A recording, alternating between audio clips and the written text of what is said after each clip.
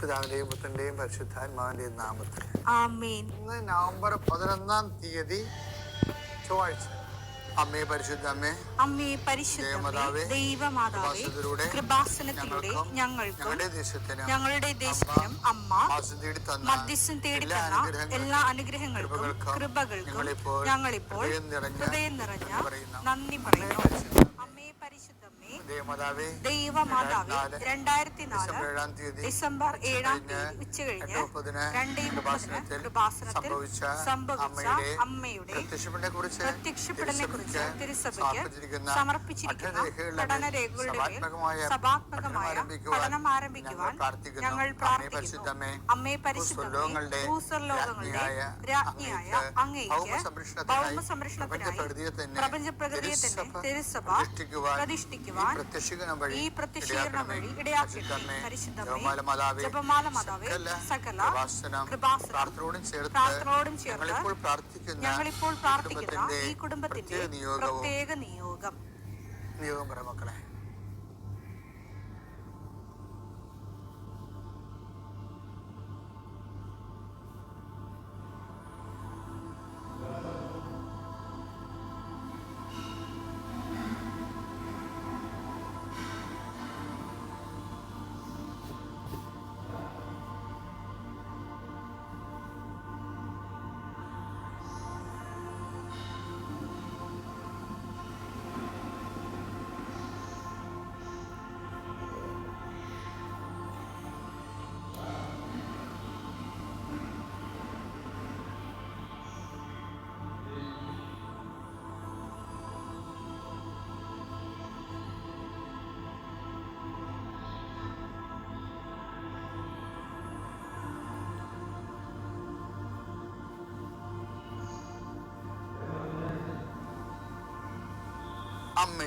അമ്മയുടെ പ്രത്യക്ഷീകരണത്തിന്റെ ഈ അനുഗ്രഹവേളയിൽ ഞങ്ങൾക്ക് സാധിച്ചു തരുവാൻ കനിയണമേ. ആമേൻ. വിശ്വാസ പ്രമാണം. സർവശക്തനായ പിതാവും ആകാശത്തിന്റെയും ഭൂമിയുടെയും സൃഷ്ടാവുമായ ദൈവത്തിൽ ഞാൻ വിശ്വസിക്കുന്നു. അവിടുത്തെ ഏകപുത്രനും ഞങ്ങളുടെ കർത്താവുമായ ഈശോമിശിഹായിലും ഞാൻ വിശ്വസിക്കുന്നു. ഈ പുത്രൻ പരിശുദ്ധാത്മാവിനാൽ ഗർഭസ്ഥനായി കന്യകാമറിയത്തിൽ നിന്ന് പിറന്ന് പൊന്തിയോസ് പീലാത്തോസിന്റെ കാലത്ത് പീഡകൾ സഹിച്ച് കുരിശിൽ തറയ്ക്കപ്പെട്ട് മരിച്ച് അടക്കപ്പെട്ട് പാതാളങ്ങളിൽ ഇറങ്ങി മരിച്ചവരുടെ ഇടയിൽ നിന്ന് 3-ാം നാൾ ഉയർത്ത് സ്വർഗത്തിലേക്ക് എഴുന്നള്ളി സർവശക്തിയുള്ള പിതാവായ ദൈവത്തിന്റെ വലതുഭാഗത്തിരിക്കുന്നു. അവിടെ നിന്ന് ജീവിക്കുന്നവരെയും മരിച്ചവരെയും വിധിക്കുവാൻ വരുമെന്നും ഞാൻ വിശ്വസിക്കുന്നു. പരിശുദ്ധാത്മാവിലും ഞാൻ വിശ്വസിക്കുന്നു. വിശുദ്ധ കത്തോലിക്കാ സഭയിലും പുണ്യവാന്മാരുടെ ഐക്യത്തിലും പാപങ്ങളുടെ മോചനത്തിലും ശരീരത്തിന്റെ ഉയർപ്പിലും നിത്യമായ ജീവിതത്തിലും ഞാൻ വിശ്വസിക്കുന്നു. ആമേൻ. സുഖസ്ഥനായ ഞങ്ങളുടെ പിതാവേ, അങ്ങയുടെ നാമം പൂജിതമാകണമേ. അങ്ങയുടെ രാജ്യം വരണമേ. അങ്ങയുടെ തിരുമനസ് സ്വർഗത്തിലെ പോലെ ഭൂമിയിലും ആകണമേ. അന്നു വേണ്ടുന്ന ആഹാരം ഇന്ന് ഞങ്ങൾക്ക് തരണമേ. ഞങ്ങളോട് തെറ്റ് ചെയ്യുന്നവരോട് ഞങ്ങൾ ക്ഷമിക്കുന്നത് പോലെ ഞങ്ങളുടെ തെറ്റുകൾ ഞങ്ങളോടും ക്ഷമിക്കണമേ.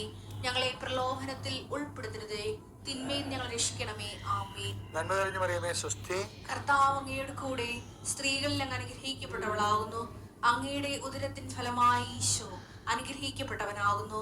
പരിശുദ്ധ മറിയമേ, തമ്പുരാന്റെ അമ്മേ, പാപികളായ ഞങ്ങൾക്ക് വേണ്ടി ഇപ്പോഴും ഞങ്ങളുടെ മരണസമയത്തും തമ്പുരാനോട് അപേക്ഷിക്കണമേ. ആമേൻ. കർത്താവേ, നിന്റെ ഉന്നതമായ നാമത്തിന് സ്തോത്രം. കർത്താവേ, നിന്റെ വിശുദ്ധ പൗരോഹിത്യത്തെ മഹത്വപ്പെടുത്തണം. കർത്താവെ, സഭയിലുള്ള സാന്നിധ്യം പ്രകടമാക്കണം. 39 വർഷം ഞാൻ അർപ്പിച്ച കൃപാന്റെ യുഗതിയാൽ കൃപാസ്ഥാനത്താരെ ജീവനോടെ പ്രത്യക്ഷപ്പെട്ട പരിശുദ്ധ അമ്മയുടെ മാധ്യസ്ഥത്താൽ പിതാവിന്റെയും പുത്രന്റെയും പരിശുദ്ധാത്മാവിന്റെ നാമത്തിൽ ഞാൻ നിങ്ങളെ ആശീർവദിക്കുന്നു. ഇന്നത്തെ ദിവസം സമർപ്പിച്ച് പ്രാർത്ഥിക്കുക. കണ്ടുമുട്ടാൻ പോകുന്ന വ്യക്തികളെ മനസ്സിൽ കാണുക. ചെയ്യാൻ പോകുന്ന കാര്യങ്ങളെ മനസ്സിൽ കാണുക. ആരുടെയെങ്കിലും തരത്തിലുള്ള നീരസമോ സങ്കടമോ അല്ലെങ്കിൽ ആരെങ്കിലും ഒരു ഭയമോ എന്തെങ്കിലും വിഷയങ്ങളുണ്ടെങ്കിൽ ആ മേഖലയിലെല്ലാം പരിശുദ്ധമ്മ തൻ്റെ നീല മേലങ്കിയാൽ അങ്ങയുടെ മക്കളെ പൊതിഞ്ഞ് പിടിക്കട്ടെ എന്ന് പ്രാർത്ഥിക്കുന്ന ഇന്നത്തെ എല്ലാ ഉത്തരവാദിത്തം നിറവേറ്റിക്കൊണ്ട് നിങ്ങൾ രാത്രി തിരിച്ചു വരുമ്പോഴേ സമാധാനങ്ങളുടെ ഹൃദയത്തിൽ ഉണ്ടാകാൻ ഇടയാക്കട്ടെ എന്ന് പ്രാർത്ഥിക്കുന്നു. പിതാപുത്രനും പരിശുദ്ധാത്മാശ്രയിക്കുവാണ്. ഇന്നലെ നമ്മള് റിവിഷൻ ഓഫ് ഫെയ്ത്ത് കണ്ടത്. ബ്ലാക്ക് ഔട്ട് കാലങ്ങളിൽ വിശ്വാസത്തിന് ഇരുണ്ട രാത്രികളിൽ വിശ്വാസത്തെ റിപ്പയർ ചെയ്യാൻ വേണ്ടി ചെയ്യുന്ന ഒരു ടെക്നിക്കാണത്. എന്താണ്? Recall the past. അതാണ് നമ്മൾ ഇന്നലെ കണ്ടത്. ഇന്ന് നമ്മൾ കാണാൻ പോണത് അതിനെ നമ്മൾ വിളിച്ചത് റിവിഷൻ ഓഫ് ഫെയ്ത്ത് ആണ്. അതായത് പഴയ കാലങ്ങളിലുള്ള പാഠങ്ങളെ അനുസ്മരിക്കുക, അതാണ് റിവിഷൻ. ഇന്ന് നമ്മൾ കാണാൻ പോകുന്നത് റീവാലുവേഷൻ ഓഫ് ഫെയ്ത്ത് ആണ്. റിവാലുവേഷനാണ് ശരിക്കും പറഞ്ഞാൽ പുനർനിർണ്ണയം. അപ്പോൾ ഈ റീവാലുവേഷൻ ഓഫ് ഫെയ്ത്തിൽ വരണത്, ഇപ്പോൾ വാല്യുവേഷൻ എന്താണെന്ന് നമുക്കറിയാമല്ലോ. നമ്മൾ പരീക്ഷയിൽ തോറ്റിട്ടുണ്ടെങ്കിൽ, അല്ലെങ്കിൽ ബ്രിമ്മ് കട്ട് ഓഫ് മാർക്ക് 60 വിചാരിച്ചു, അപ്പോൾ ജയിക്കാനുള്ള മാർക്ക് 50 വിചാരിച്ചു, അല്ലേ? കട്ട് ഓഫ് 50, ജയിക്കാനുള്ള മാർക്ക് 50 വിചാരിച്ചു. അപ്പോൾ നമുക്ക് 49, 48 കിട്ടിയിട്ടുണ്ട്. അപ്പോൾ നമ്മൾ എന്ത് ചെയ്യും? ആൾക്കാരെ നേരിട്ട് ചോദിക്കുക, വെച്ചാൽ റീവാലുവേഷൻ കൊടുക്കേണ്ടതെന്ന് ചോദിക്കും. കാര്യം ബ്രിമ്മിലാണ് നിൽക്കണത്. ചിലപ്പോൾ കൊടുത്താൽ 2 മാർക്ക് 5 മാർക്ക് കിട്ടാൻ സാധ്യതയുണ്ട്. ഇപ്പോൾ വീണ്ടും പരീക്ഷ എഴുതണ്ടല്ലോ. അപ്പം അതുകൊണ്ട് റീവാലുവേഷൻ കൊടുക്കണ്ടേ. ഇതുപോലെ ഒരു പ്രതിഭാസം വിശ്വാസ ജീവിതത്തിലുണ്ട്. വിശ്വാസത്തിൻ്റെ പുനർമൂല്യനിർണ്ണയം. അതായത് റീവാലുവേഷൻ വരുന്ന വിഷയം എന്ന് വെച്ച് കഴിഞ്ഞാൽ, നമ്മൾ എഴുതിപ്പോയ പരീക്ഷയ്ക്ക് മാർക്ക് കുറഞ്ഞു പോയിട്ടുണ്ടെങ്കിൽ അത് കൂട്ടുകയാണല്ല റീവാലുവേഷൻ്റെ ഉദ്ദേശം. ഇത് നമുക്ക് ചെയ്യാൻ പറ്റുന്നൊരു സമയം എന്ന് പറയുന്നത്, നമ്മൾ കഴിഞ്ഞ കാലങ്ങളിൽ നമ്മൾ ജീവിച്ചു വരുമ്പോൾ നമുക്ക് ദൈവമായിട്ടുള്ള ഇടപെടലിൽ ഉണ്ടാകുന്ന ഒരു നേട്ടം എന്താണെന്നറിയാം? ഈ പാസ്റ്റ്, പ്രസൻറ്റ്, ഫ്യൂച്ചർ എന്നൊക്കെ പറഞ്ഞാൽ നമ്മൾക്ക് മാത്രമേ ആപ്ലിക്കബിൾ ഉള്ളൂ. മനസ്സിലായില്ലേ? പാസ്റ്റ്, പ്രസൻറ്റ്, ഫ്യൂച്ചർ എന്നൊക്കെ പറഞ്ഞാൽ നമുക്ക് മാത്രമേ ആപ്ലിക്കബിൾ ഉള്ളൂ. ദൈവത്തിന് അത് ആപ്ലിക്കബിൾ അല്ല. അതാണ് ഇതിൻ്റെ അത് വരുന്നൊരു മിച്ചം. ഇപ്പം വിദേശത്തൊക്കെ പോയി നമ്മൾ ജോലി ചെയ്യുമ്പോൾ നമുക്കൊരു മണിക്കൂറിന് ചിലപ്പോഴും $10 വല്ലതൊക്കെ ആണെന്നുണ്ടെങ്കിൽ ആ ഡോളർ ഇവിടെ വരുമ്പോൾ 10,000 രൂപയായിട്ട് മാറും ഒരു മണിക്കൂറിന്. അത് മനസ്സിലായത്?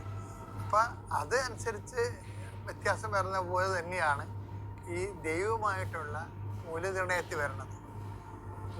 പാസ്റ്റ് എന്ന സംഭവം ദൈവത്തിനില്ല.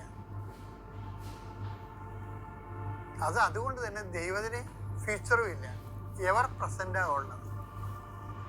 എവർ പ്രസൻറ്റ് ഉള്ളത് കാരണം ഇപ്പം നമ്മൾ കഴിഞ്ഞ കാലങ്ങളിൽ നമുക്ക് ഒരു ചെറിയ ദൈവത്തെ വേണ്ട വിധം മനസ്സിലാകാഞ്ഞത് കൊണ്ടോ വിശ്വാസത്തിൽ അകഴപ്പെടാഞ്ഞ കൊണ്ടോ സാക്ഷി ജീവിതത്തിൽ ചില സമയത്ത് പരിക്കുകളുണ്ടാകും. പരിക്കുകളല്ല, വീക്ക് ടൈം ഉണ്ടാകും. നമുക്കിത് റെക്ടിഫൈ ചെയ്യാൻ പറ്റും. എങ്ങനെ റെക്ടിഫൈ ചെയ്യാൻ പറ്റും? അതെങ്ങനെ പരിഹരിക്കാൻ പറ്റും? അതിനാണ് നമ്മൾ റീവാലുവേഷൻ ഓഫ് ഫെയ്ത്ത് എന്ന് പറയുന്നത്. എവിടെയെങ്കിലും മാർക്ക് ഭൂതകാലത്ത് നമ്മൾ ജീവിച്ചപ്പോൾ ദൈവദൃഷ്ടിയുടെ കൃപ കുറഞ്ഞു പോയിട്ടുണ്ടെങ്കിൽ ആ കൃപ നമുക്ക് പരിഹരിക്കാൻ പറ്റും. ആ പ്രശ്നങ്ങളെ പരിഹരിക്കാൻ പറ്റും. അതിന് നമ്മൾ ചെയ്യേണ്ട ഒരു കാര്യം എന്ന് പറയുന്നത്, ഈ വേഗുല കാലങ്ങളില്ലേ, നമുക്കറിയാമല്ലോ ക്രിസ്ത്യാനിറ്റിയിൽ എപ്പോഴും വരുമ്പോൾ ഈ കുരിശ് കൃപയാക്കുന്ന പ്രോസസ്സാണ് എനിക്ക് ഉള്ളത്. കൃപയിൽ അധിഷ്ഠിതമായ ഒരു ജീവിതമാണെങ്കിലും നമുക്ക് കൃപ എന്ന് പറഞ്ഞാൽ ready to eat instant breakfast പോലെ ഒരു പാക്ഡ് ഫുഡായിട്ട് നമുക്ക് കൃപ കിട്ടത്തില്ല. നമുക്ക് തരുന്നത് കുരിശാണ്. കുരിശിൽ നമ്മൾ തരുന്ന കുരിശിൽ അത് ഭാര്യയിൽ നിന്നാകാം, ഭർത്താവിൽ നിന്നാകാം, നാട്ടുകാരിൽ നിന്നാകാം, എവിടെ നിന്നാകാം. നമുക്ക് തരുന്ന ഒരു കുരിശ് അസംസ്കൃത പദാർത്ഥം അതാണ്. അത് നമ്മൾ ഒരേ സൊല്യൂഷനൊക്കെ ഉപയോഗിച്ച് അത് പ്രിപ്പയർ ചെയ്തെടുത്തിട്ടാണ് അതിൻ്റെ താറ് വേറെ, വെള്ളം വേറെ, ഗ്യാസ് വേറെ ആയിട്ട് കളഞ്ഞിട്ട് ഇത് നമ്മൾ ഇതിൻ്റെ കൃപ ഉൽപ്പാദിപ്പിച്ചെടുക്കണത്. എന്ന് വെച്ച് കഴിഞ്ഞാൽ ഞാൻ എന്താ ഉദ്ദേശിച്ചത് നിങ്ങൾക്ക് മനസ്സിലായോ? ഒരു ജീവിത അനുഭവങ്ങൾ വരുമ്പോൾ നമ്മൾ അതിനകത്ത് ഉപയോഗിക്കുന്ന സൊല്യൂഷൻ എന്താണ്? Faith, hope, charity and submission, dedication. Theological virtues എന്ന് പറയുമ്പോൾ ഈ 3 വെർച്യൂസിനെ കുറിച്ചാണ് ക്ലാസിക്കലായിട്ട് പഠിക്കണമെങ്കിലും ഏറ്റവും ക്യൂരോ വെർച്യൂ എന്ന് പറയുന്നത് ക്യൂരോ പ്രൂഡൻസ്. ക്യൂരോ വെർച്യൂ പ്രൂഡൻസ് ആണെന്ന് പറയുമ്പോഴും ശരിക്കും പറഞ്ഞാൽ ക്യൂരോ വെർച്യൂ എന്ന് പറയുന്നത് അതിൻ്റെ കിങ്ങാണ്. ഇതിനെ കുറച്ച് ഇപ്പോഴാണ് ഇപ്പം അത് തിരുത്താൻ പോകണ്ടേ, കാരണം ദൈവശാസ്ത്രപരമായ ഒരു ഡെവലപ്മെൻറ്റ്സ് ആണത്. പക്ഷെ അത് അതായത് കിങ് ഓഫ് അല്ലെങ്കിൽ ഈ എംപറർ ഓഫ് വെർച്യൂസ് എന്ന് പറഞ്ഞാൽ ആരാണെന്നറിയാം? സമർപ്പണമാണ്. സമർപ്പണം. അപ്പം വിശ്വാസം, പ്രത്യാശ, സ്നേഹം, സമർപ്പണം. ഇനി നമ്മൾ ഈ കുരിശ് നമുക്ക് തരുമ്പോൾ, കുരിശ് ഒരു ദിവസം ഉണ്ടാകുമ്പോൾ ഇപ്പോൾ ഒരു കാര്യം ഇല്ലെങ്കിൽ നിങ്ങൾ ചിലപ്പോൾ നിൻ്റെ ജീവിത പങ്കാളി ഭർത്താവ് നിൻ്റെ കഴുത്തേക്ക് കയറും. നീയാണെങ്കിൽ നടുവ് മുറിഞ്ഞ് പണി ചെയ്ത ദിവസമായിരിക്കും അത്. അന്നായിരിക്കും നീ ഏറ്റവും കൂടുതൽ പണി ചെയ്ത്. നമ്മൾ ചെയ്യുന്ന പല കഷ്ടപ്പാടുകളും മറ്റുള്ളവർ കാണുന്ന ഒരു നിർബന്ധവും ഇല്ല. അവർക്ക് അവരുടെ കാര്യം നടക്കാതെ വരുമ്പോൾ നമ്മുടെ മേക്കെട്ട് കയറിയിരിക്കും. കാര്യം അവർക്ക് വേറെ പല ഫ്രസ്ട്രേഷൻ ഉള്ളതുകൊണ്ട് അത് എവിടെയെങ്കിലും കൊണ്ടുപോയി ഔട്ട്ലെറ്റ് ചെയ്യണമല്ലോ. അപ്പം അത് നമ്മൾക്ക് ആൾക്കാർ ഔട്ട്ലെറ്റ് ചെയ്യണത് എവിടെ ഇരിക്കും? എഴുതരമുള്ളിടത്ത് വാദം കൊച്ചാന്ന് പഴമക്കാർ പറയുമ്പോൾ അവർക്ക് ഏറ്റവും ഫ്രീ ആയിട്ടുള്ള സ്ഥലത്ത് കൊണ്ടുവന്ന് അവർ ഔട്ട് ബസ് ചെയ്യും. ചിലപ്പോൾ അമ്മയായിരിക്കും, അമ്മയായിരിക്കും, ചിലപ്പോൾ വേറെ ആരെങ്കിലും ആയിരിക്കും. അവർക്ക് സ്വാതന്ത്ര്യമുള്ള സ്ഥലത്താണ് കൊണ്ടുവന്ന് അവരുടെ പൊസഷൻസ് എല്ലാം ഡംപ് ചെയ്യണത്.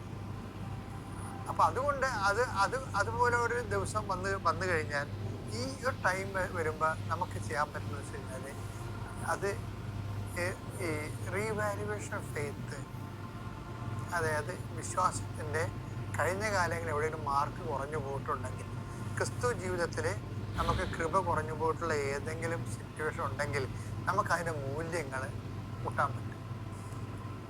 അതുകൊണ്ട് എവിടെയെങ്കിലും വിശ്വാസം കുറഞ്ഞു പോയിട്ടുണ്ടെങ്കിൽ നമുക്ക് ചെയ്യാവുന്ന ഒരു വിഷയം എന്ന് പറയുന്നത്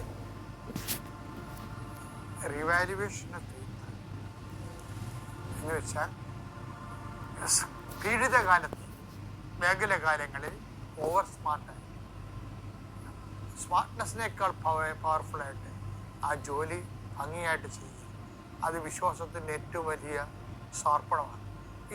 ഈ മൂല്യം ഇപ്പം നീ മേഖലകാലത്ത് കൈവരിച്ച സുഭിക്ഷയുടെ മൂല്യമില്ലേ, ഈ മൂല്യം സർപ്ലസ് മൂല്യമാണ്.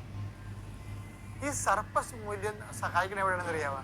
കഴിഞ്ഞ കാലങ്ങളിൽ നിൻ്റെ ഭൂതകാലത്ത് എവിടെയെങ്കിലും കൃപയുടെ മൂല്യം കുറഞ്ഞു പോയിട്ടുണ്ടെങ്കിൽ ഈ സർപ്ലസ് മൂല്യം കൊണ്ട് ടാലിയാക്കാൻ പറ്റുമെന്നാണ് ഞാൻ പറഞ്ഞത്. നിങ്ങൾ മനസ്സിലാക്കി. ഓക്കെ അല്ലേ? Thank you.